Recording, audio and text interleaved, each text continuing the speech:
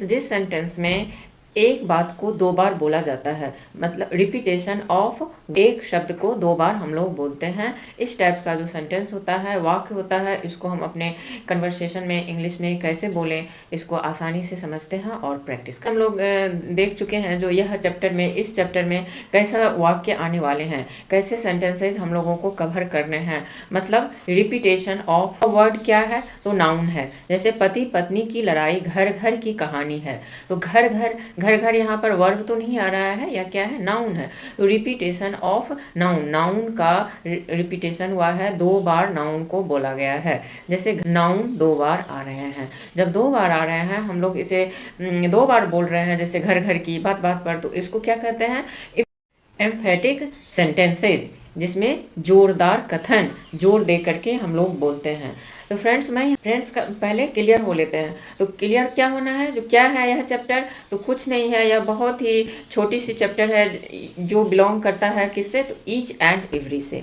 Each and every बहुत ही common है, हम लोग सभी अपने कन्वर्सेशन में यूज करते हैं। लेकिन आई थिंक, जहाँ तक मुझे लगता है, मेरा ओपिनियन कहता है, जो ईच एंड एवरी मीन्स हम लोग सभी जान रहे हैं प्रत्येक, लेकिन इसका प्रत्येक में क्या डिफरेंस है ईच एंड एवरी के बीच में, इसको हमें क्लियर हो जाना है। तब सेंटेंस को देखते हैं। जैसे देखिए, पति पत्नी की लड़ाई घर घर की कहानी है, तो इसको जब हम लोग बोलते हैं, बातें करते हैं या लिखते हैं, तो कैसे बोलते हैं, Fights between wife and husband are the story of each and every house.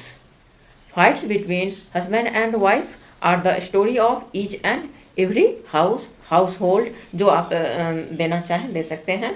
तो इसमें क्या आ रहा है, each and every, ऐसा नहीं दिखाया गया है जो fights between husband and wife are the story of each household, और ना ही ऐसा दिखाया गया है neither each nor every का सिंगल यूज नहीं किया गया है, दोनों को एट ए टाइम यूज किया गया है ईच एंड एवरी के फॉर्म में। तो क्यों यूज किया गया है, इसको पहले समझ लेते हैं, क्लियर कर लेते हैं। आ रहा है, हम लोगों को रिकॉल करते हैं। There is a difference between each and every, दोनों के बीच में डिफरेंस आता है। ईच का यूज हम कहाँ करते हैं, तो ईच का use always we use of each to और मोर देन टू, दो और दो से ज़्यादा। फॉर एग्जाम्पल, दो पेन के लिए हम ईच का यूज कर सकते हैं, दो से ज़्यादा भी हो सकता है तो भी हम ईच का यूज कर सकते हैं। मतलब दो पेन के लिए भी ईच चलेगा और तीन पेन के लिए, चार पेन के लिए भी चलेगा। अब एवरी क्या कहता है, एवरी कहता है दो के लिए नहीं चलेगा, ऑलवेज मोर देन टू, दो के लिए एवरी काम नहीं करेगा। कभी वो दो लोगों के लिए ऑफिस नहीं खोलने वाला है। क्या कब खोलेगा, जब तीन एम्प्लॉय आएंगे उसके ऑफिस में, तब एवरी अपना ऑफिस खोलेगा। और ईच क्या है, दो के लिए भी खोल देगा, चार के लिए भी खोल देगा, लेकिन एवरी इतना काइंड हार्टेड नहीं है, या जब तक इसको तीन एम्प्लॉय नहीं आएगा, यह अपना ऑफिस नहीं खोलेगा। क्लियर। इसी तरह से इन सारे वाक्यों में जो है सो रिपीटेशन ऑफ नाउन का किया गया है। और बहुत बातें हैं जो हम लोग धीरे धीरे क्लियर करते जाएंगे। जैसे देखिए, मेरी पत्नी बात बात पर गुस्सा हो जाती है, बात बात पर गुस्सा हो जाती है, तो बात बात रिपीटेशन ऑफ नाउन है। तो अब हम लोग समझ गए हैं, क्लियर हो गए हैं, जो ईच एंड एवरी का यूज क्यों हो रहा है, क्योंकि दो या दो से ज़्यादा बातें हो रही है, और दो से ज़्यादा तो है ही, इसीलिए ईच एंड एवरी का यूज इस टाइप के सेंटेंस में किए जा रहे हैं। ईच मतलब मेरी फ्रेंड मुझे कदम कदम पर संभालती है, कदम कदम पर संभालती है। दो है, दो से ज़्यादा कदम है, कदम मीन्स बात बात पर ऐसा कुछ सिचुएशन आ रहे हैं, कंडीशन आ रहे हैं जो मुझे संभालती है। एवरी मीन्स दो से तो ज़्यादा है ही, जो बातें हैं, जो कंडीशन है, वो दो से ज़्यादा है ही। Each and every. Suppose guys, एक एग्जाम्पल लेते हैं, के शहर के हैं जहाँ पर आप अभी रिसेंटली काम कर रहे हैं, आपके ऑफिस के फ्रेंड्स हैं, कॉलीग हैं। यस गाइस, एक आपके होम टाउन, गांव घर में जो हम लोग पैदा लिए हैं, पले बढ़े हैं, होम टाउन, वहाँ के दोस्त हैं। ठीक, एक जहाँ पर रिसेंट हम लोग रह रहे हैं, अपना जीवन यापन कर रहे हैं, यहाँ पर जो हमारे कॉलीग बने हुए हैं, फ्रेंड्स बने हुए हैं, वैसे दोस्त हैं। तो गाँव के दोस्त हैं, तो गाँव में आपको दो दोस्त हैं, और अभी जहाँ आप रह रहे हैं यहाँ पर आपको चार दोस्त हैं, मोर देन टू। तो आप अपने गांव के, मतलब गांव में समझ रहे हैं ना, गांव मीन्स होम टाउन, जहाँ हमारा गांव होता है, जहाँ से हम बिलोंग करते हैं, गांव, विलेज। तो उसके लिए तो गांव वाले कितने दोस्त हैं, तो 2 हैं, और शहर वाले कितने दोस्त हैं, तो मोर देन 2 हैं। तो आप बोलते हैं गांव के दोस्तों के लिए my each friend has a car. तो यहाँ पर ईच मीन्स 2 है, और अब जो है शहर के लिए बोलते हैं मोर देन 2, क्योंकि वो कितने हैं, 2 हैं। तो ईच का यूज 2 या 2 से ज़्यादा के लिए करते हैं। अगर हम लोग यहाँ पर बोलते हैं इफ़ वी से here my every friend has a car, तो यह गलत हो जाता है। क्यों? बिकॉज एवरी का यूज कहाँ होता है, 2 से ज़्यादा के लिए। लेकिन गांव में दोस्त कितने हैं, तो 2 ही है ना, 2 ही दोस्त हैं। तो वहाँ पर हमें सिर्फ ईच का ही प्रयोग करना है, और एवरी का प्रयोग हमेशा 2 से ज़्यादा के लिए करना है। अब शहर आते हैं, शहर में क्या हो रहा है, 2 से ज़्यादा है, तो यहाँ पर हम ईच बोलें तो सही है, एवरी बोलें तो सही है। अब शहर के अपने जहाँ पर हम काम कर रहे हैं यहाँ के दोस्तों के लिए बोलते हैं my each friend has a car, सही है क्योंकि 2 से ज़्यादा है। My every friend has a car, सही है क्योंकि एवरी का प्रयोग 2 से ज़्यादा के लिए होता है। तो इस कंडीशन में शहर में जो आपके दोस्त हैं, हमारे दोस्त हैं, ईच एंड एवरी दोनों का यूज हो सकता है सेंटेंस में, और दोनों सही है। लेकिन गांव में जो हमारे फ्रेंड्स हैं, होम टाउन में जो हमारे फ्रेंड्स हैं, इसमें सिर्फ हम ईच का ही प्रयोग कर सकते हैं, क्योंकि 2 ही दोस्त हैं, सभी अब निकल चुके हैं गांव से, 2 ही दोस्त बचे हुए हैं। तो वहाँ पर इस कंडीशन में ईच का प्रयोग होगा, एवरी का नहीं होगा। My each friend has a car सही है। अगर हम बोलें my every friend has a car, तो वो रॉन्ग हो जाता है।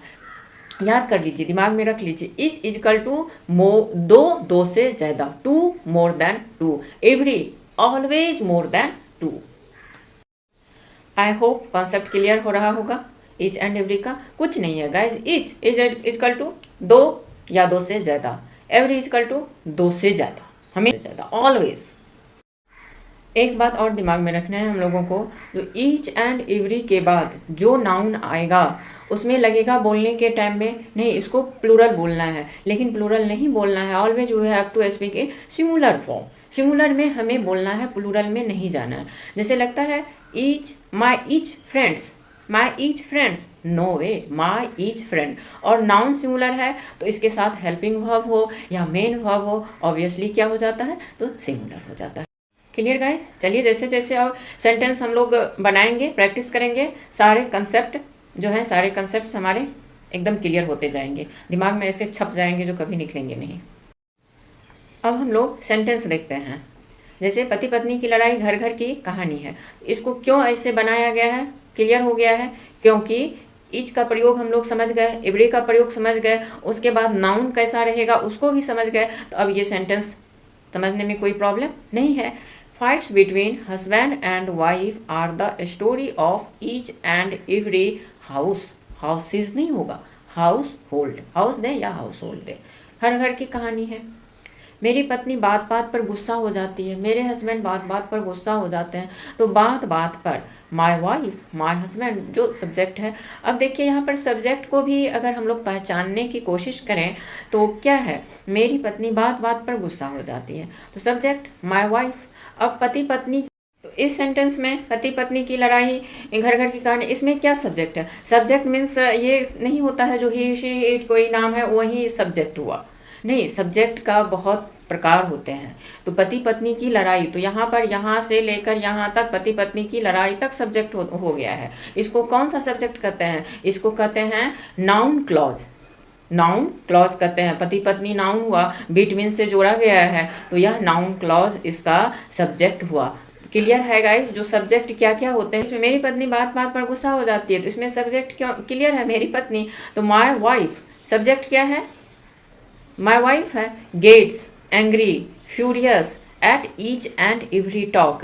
ईच एंड एवरी के बाद जो नाउन आएगा, जो वर्ब आएगा वह सिंगुलर होगा, और उससे पहले आपको सब्जेक्ट के अकॉर्डिंग हमारा वर्ब होगा। जैसे माई वाइफ, यहाँ पर सब्जेक्ट क्या है, सिंगुलर है, तो यहाँ पर गेट में एस लगा, तो माई वाइफ गेट्स, गेट में यहाँ पर एस लगा करके सिंगुलर बना दिया गया है क्योंकि नाउन का डिमांड है जो इसको भी सिंगुलर बनाओ। लेकिन रूल कहता है जो ईच एंड एवरी के बाद जो नाउन आएगा या वर्ब आएगा वो डिमांड भी करेगा जो मुझे कुछ मीठा खाने को दे दो, तो नहीं देना है, वो मैं नहीं यूज करना है।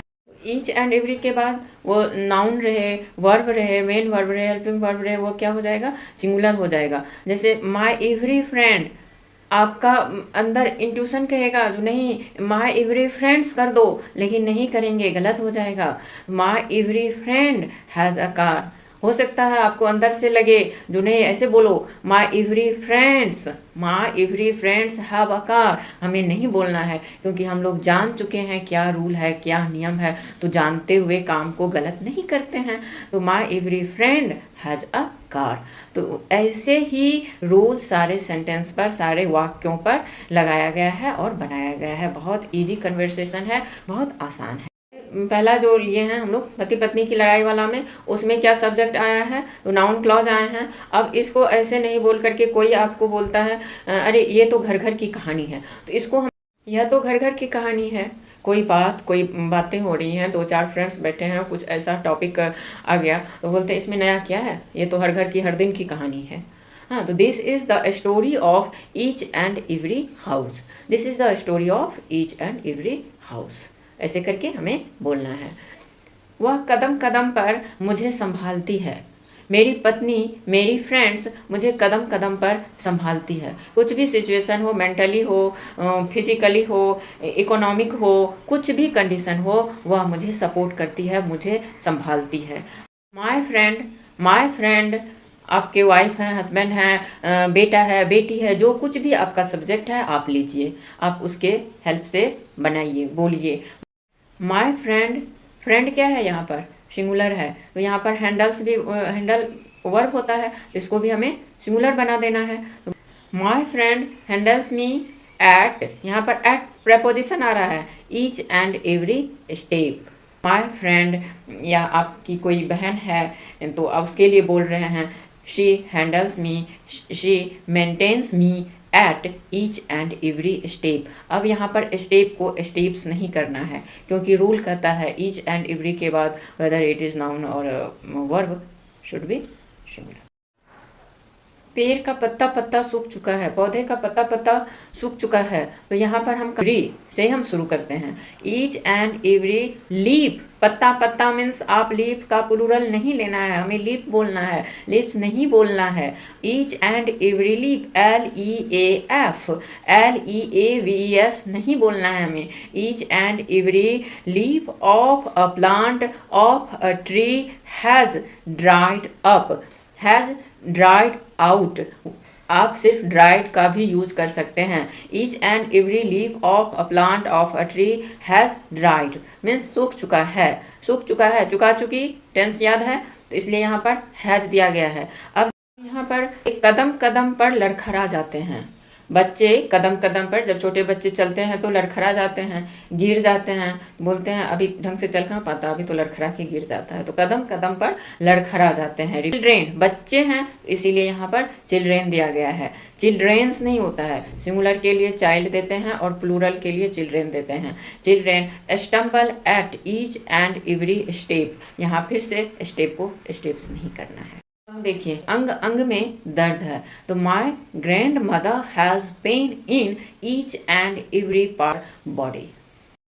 गाइस इस तरह से हम लोग सीख चुके हैं, याद कर लिए हैं, पुराने दिनों को याद किए हैं जो बचपन में सीखे थे, स्कूल में सीखे थे। ईच एंड एवरी क्या होता है, इसमें क्या अंतर है, इसका यूज क्या होता है, इसके बाद नाउन क्या होता है, हेल्पिंग वर्ब क्या होता है। तो ईच एंड एवरी के बाद वेदर नाउन हो या हेल्पिंग वर्ब हो, मेन वर्ब हो, सभी के सभी क्या हो जाते हैं, सिंगुलर फॉर्म में हो जाते हैं। ईच का यूज कहाँ करना है, एवरी का यूज कहाँ करना है, ईच का यूज कहाँ करना है, दो या दो से ज़्यादा के लिए करना है, दो मोर देन टू। एवरी का यूज कहाँ करना है, ऑलवेज, दो से ज़्यादा, दो से अधिक, सिर्फ दो के लिए एवरी का डोर ओपन नहीं।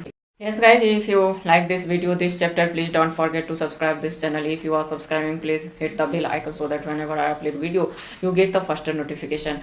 Press bell icon, put comment, like, all are very significant for this video, for this YouTube channel. Thank you for watching guys. Thank you.